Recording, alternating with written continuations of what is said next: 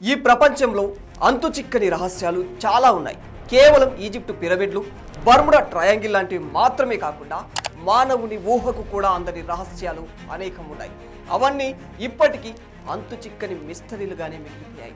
అలాంటి వాటిలో అంతుచిక్కని మిస్టరీ ఒకటి మన ఇండియాలోనే ఉంది.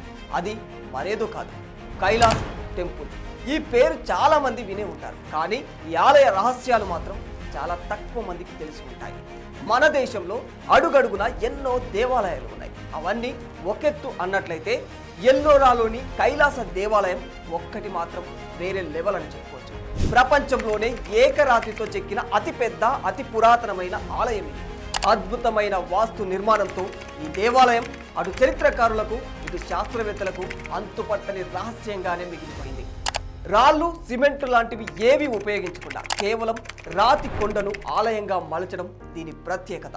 పైగా దీన్ని కింద నుంచి కాకుండా పై భాగం నుంచి కిందకు చెక్కుకుంటూ ఆలయాన్ని నిర్మించడం మరో అద్భుతం అని చెప్పుకోవచ్చు. అయితే ఈ ఆలయాన్ని ఎవరు నిర్మించారు, ఎందుకు నిర్మించారు, అసలు మనుషులే నిర్మించారా లేదా ఇది ఏలియన్స్ పనా అనేది ఇప్పటికీ ఎవ్వరికీ తెలియని రహస్యం అని చెప్పుకోవచ్చు. టెక్నాలజీ అందుబాటులో లేని ఆ రోజుల్లో ఇంత అద్భుతమైన ఆలయాన్ని నిర్మించారంటే అసలు నమ్మబుద్ధి కాదు మనిషిలోడికి ఎవరికైనా. ఈ రోజుల్లో ఇలాంటి ఆలయాన్ని నిర్మించాలంటే పక్కా బ్లూ ప్రింట్, అనుభవజ్ఞులైన ఇంజనీర్లు చాలా అవసరమవుతూ ఉంటుంది.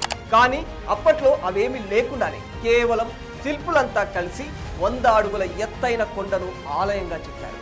ఈ ఆలయం ఔరంగాబాద్ సమీపంలో ఉన్న సహ్యాద్రి పర్వత శ్రేణిలోని చరణాద్రి కొండల్లో ఉన్న ఎల్లోరా కేవ్స్లోని 16వ గుహల్లో ఉంటుంది. ఎల్లోరా గుహలు మొత్తం 100కు పైగా ఉన్నాయి, కానీ పర్యాటకులకు కేవలం 34 గుహల వరకే పరిమితం ఉంటుంది. అయితే ఈ ఆలయాన్ని ఎప్పుడు, ఎవరు, ఎలా నిర్మించారనే దాని పట్ల ఇప్పటికీ స్పష్టత, సరైన ఆధారం మాత్రం లేదని చెప్పుకోవాలి. ఇటీవల లభించిన కొన్ని ఆధారాల ప్రకారం క్రీస్తు శకం 8వ శతాబ్దంలో శ్రీకృష్ణ వన్ అనే రాష్ట్రకూట చక్రవర్తి ఈ ఆలయాన్ని పునర్నిర్మించినట్టు తెలుస్తుంది. అయితే కృష్ణ యాజ్ఞవల్కి రచించిన కథా కల్పతరు అనే గ్రంథం ప్రకారం ఆ ప్రాంతాన్ని పాలించే ఎలు అనే రాజు ఓసారి తీవ్రమైన అనారోగ్యానికి గురవుతాడట. అప్పుడు తన భర్త కోలుకుంటే శివుడికి గుడి కట్టిస్తానని శిఖరాన్ని చూసే వరకు పచ్చి మంచినీళ్ళు కూడా ముట్టనని చెప్పేసి ఉపవాసం చేస్తానని ఆ రాణి మొక్కుకున్నాడు. కోరుకున్నట్లుగానే వ్యాధి తగ్గిపోయింది రాజు. దాంతో నిర్మాణాన్ని తక్షణమే ప్రారంభించాలనుకున్నారు. కానీ శిఖర నిర్మాణానికి చాలా ఏళ్లు పడుతుందని నిపుణులు చెప్పడంతో అప్పుడు పైథాన్ అనే నగరం నుంచి కోకస అనే వాస్తుశిల్పిని పిలిపిస్తారట రాజు. ఆ వాస్తుశిల్పి పర్వతం పైనుంచి కిందకు చెక్కుతూ కొద్ది రోజుల్లోనే శిఖరాన్ని నిర్మించాడని, దాంతో రాణి ఉపవాస దీక్షను విరమించిందని చెబుతారు. ఆపై ఆలయాన్ని దశల వారీగా కట్టినట్లు కూడా తెలుస్తుంది. ఈ కథలో నిజానిజాల మాట ఎలా ఉన్నా ఆలయాన్ని పైనుంచి కిందకి చెక్కుకుంటూ కట్టారనేది మాత్రం కళ్ళకు కట్టినట్టు కనిపిస్తుంది. ఎల్లోరాలోని 34 గుహల్లో దాదాపు మధ్యలో ఉంటుంది ఈ ఆలయం. అక్కడ ఉన్న గుహలన్నీ కూడా తొలిచేసినవే, కానీ ఎప్పుడనేది ఖచ్చితంగా ఎవ్వరూ చెప్పలేదు. బహుశా 5 నుంచి 10వ శతాబ్దం మధ్య కాలంలో అయి ఉంటుందని కొందరు చరిత్రకారులు చెబుతూ ఉంటారు. కైలాస ఆలయానికి చుట్టూ ఉండే గోడ 276 అడుగుల పొడవు, 154 అడుగుల వెడల్పు, 100 అడుగుల ఎత్తు ఉంటుంది. హిందూ సాంప్రదాయంలో భాగమైన ఏనుగులు అక్కడి ఆలయం లోపలి పైభాగంలో కనిపిస్తూ ఉంటాయి. ఆలయ గర్భగుడిలో శివుడు కొలువై ఉంటాడు.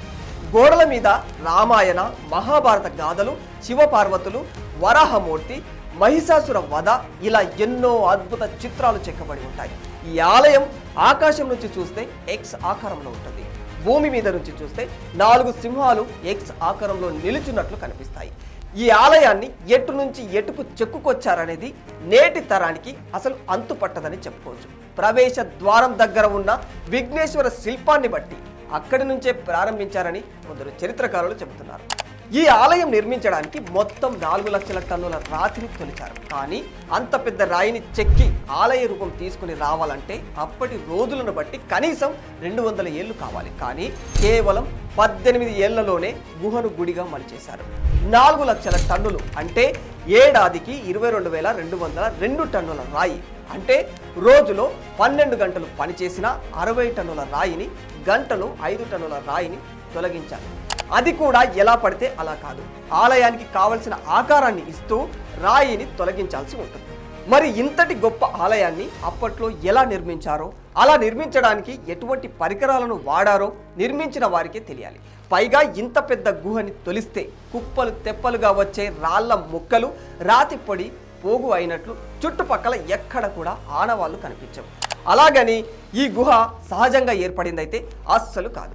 దీన్ని బట్టి వేదాలలో పేర్కొన్న భౌమాస్త్రం అనే ఓ శక్తివంతమైన పరికరాన్ని ప్రయోగించి ఉంటారని, అది రాతిని తొలిచేటప్పుడు వచ్చిన ధూళిని వచ్చినట్లుగానే గాలిలో కలిపేస్తుందని భౌగోళిక శాస్త్రవేత్తలు చెబుతూ ఉన్నారు. మొత్తానికి ఊహలే తప్ప ఎవరికీ దీని నిర్మాణ రహస్యం మాత్రం అంతుపట్టడం లేదు. ఒకవేళ చక్రవర్తులే దీన్ని కట్టించి ఉంటే కనీసం ఎక్కడైనా దీనికి సంబంధించిన నమూనా కనిపించేది. అది ఎక్కడ దొరకలేదు. అందుకే ఆ సర్వేశ్వరుడే ఈ భూమి మీద తన ఆవాసం కోసం ఈ ఆలయాన్ని నిర్మించాడని కొందరు నమ్ముతూ ఉంటారు. ఈ ఆలయంలో కొన్ని చోట్ల మనిషి దూరలేని రంధ్రాలు, సందులు ఉన్నాయి. అసలు అవి ఎందుకు ఏర్పరిచారు, వాటిని దేనికి వాడారని చెప్పలేని పరిస్థితి. అంటే లిల్లీపుట్స్ లాంటి సూక్ష్మ మనుషులెవరైనా పాతాళం నుంచి వచ్చి దీని నిర్మాణానికి సహాయం చేసి ఉండొచ్చని మరికొందరు అంటూ ఉన్నారు. కాదు, ఏలియన్సే నిర్మించారని ఇంకొందరు అంటున్నారు. ఈ ఊహలన్నీ పక్కన పెడితే క్రీస్తు పూర్వం 2వ శతాబ్దం నుంచి క్రీస్తు శకం 7వ శతాబ్దం మధ్యలో చేతి పనిముట్లతోనే నిర్మించారని, రోజుకి 16 గంటల చొప్పున పనిచేసి ఉంటారనేది మరికొందరు అంచనా వేస్తూ ఉన్నారు. ఇక ఈ ఆలయాన్ని తొలిచే సమయంలో లోపలికి వెళ్లే కొద్దీ దట్టమైన చీకటిని ఖచ్చితంగా ఫేస్ చేయాల్సి ఉంటుంది. మరి చీకట్లో అలా ఎలా నిర్మించి ఉంటారు? దానికి కూడా మన వాళ్ళు కొన్ని ఊహాగానాలైతే చెబుతూ ఉన్నారు. వెలుతురు కోసం సూర్యకాంతి ప్రతిబింబించేలా అద్దాలను అమర్చి ఉండవచ్చని ఒక వాదన. కానీ ఈ ఆలయం లోపలి భాగంలో ఎన్ని అద్దాలను అమర్చినా సూర్యకాంతి పడే అవకాశం లేనే లేదు. మహామునులు జ్ఞాననేత్రంతో చూసి చెబుతుంటే చీకటిలోనే శిల్పులు చెక్కి ఉండొచ్చు అనేవాళ్ళు కూడా ఉన్నారు. ఏది ఏమైనా ఈ ఆలయ రూపశిల్పి ఎవరైనా కానీ అతనికి వేద విజ్ఞానం, వాస్తు నిర్మాణంలో అద్భుతమైన ప్రతిభ, వేల మంది శిల్పులతో పనిచేయించగల నేర్పరితనం ఉండి ఉండాలి. ఈ ఆలయంలో మరో విశేషం సొరంగాలు.